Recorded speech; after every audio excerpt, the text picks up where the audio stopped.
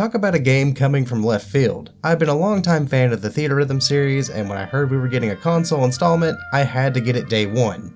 That said, I really hope to get the word out there for this one.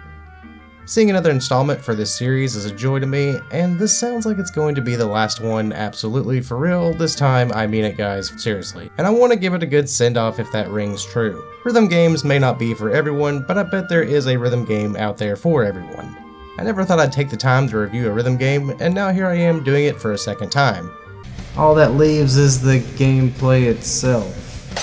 It ain't good. As far as rhythm games go, I think Theatrhythm is one of the most welcoming of the genre, being fun enough to keep you entertained, but not challenging enough to scare you off. Those familiar with the series may notice that, in short, not much has changed in this installment.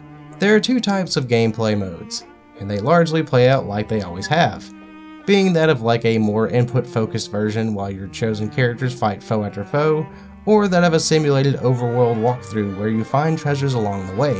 Each of these modes play out in each individual Final Fantasy series.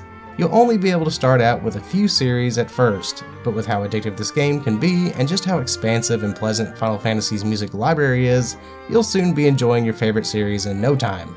Theatrhythm Final Bar Line continues the popular feature of giving you plenty of avatars to partake in your adventure, like 4 characters that can be interchanged between different Final Fantasy games.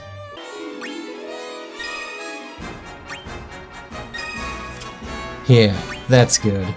Along with that, you'll have multiple summons spanning different games and even famous airships to carry throughout levels. One thing Theatrhythm does right is give you lots of trinkets and collectibles to unlock as you play. Definitely hits that right amount of dopamine if you're a collection junkie. Each character can also use spells famous in the series and even moves that are unique to their own character.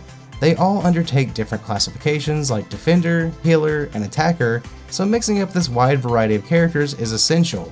I've loved this aspect of having RPG elements as you play through songs. It makes it definitely feel like more than your average rhythm game, and helps in keeping you and coming back for more.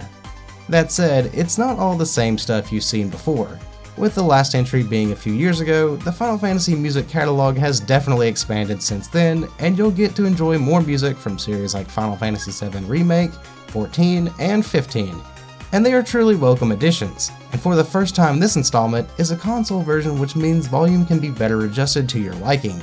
One issue I always had with the old 3DS games were that the handhelds were a little limited in volume, so it was hard to enjoy the music and all the sound effects that came with it. That's another big addition here, is that so much of the settings, command prompts, and volumes can be adjusted to your perfect preference. But with all this being on your TV, I don't think you'll need to do too much adjustment.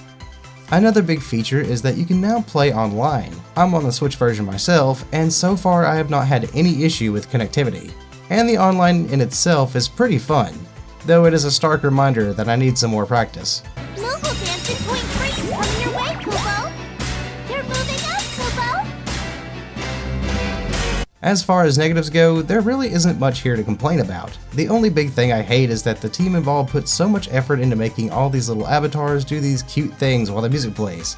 And it's honestly hard to notice since you're so focused on command prompts, but that's a complaint that can't really be helped, and the fact that all that effort is put in makes me happy that it's there. One complaint I do have is that there's Day 1 DLC, which only tells me that this could have totally been included with the game.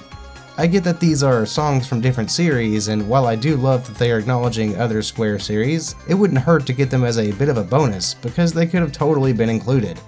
But the other fact is that they've announced some other songs from series like Chrono Trigger. That's great, but I haven't forgotten that I purchased these songs on the last game they had. It really just makes me feel like I'm paying for the same DLC twice. From what I've seen, Theatrhythm Final Bar Line has done a great job of taking something already great and putting it on a higher standard. If this is the last installment, well, I think it's been done a great service. If anything, I would be willing to pay more for DLC if it means this version keeps running strong for a while. It gets a stamp of approval from me, for sure. Thanks for watching. Thanks for watching my brief review on Theatrhythm Final Bar Line. If you're planning to pick this one up, let me know. I'd love to hear what you think. Like this video if you enjoyed what you saw, and consider subscribing if you're new.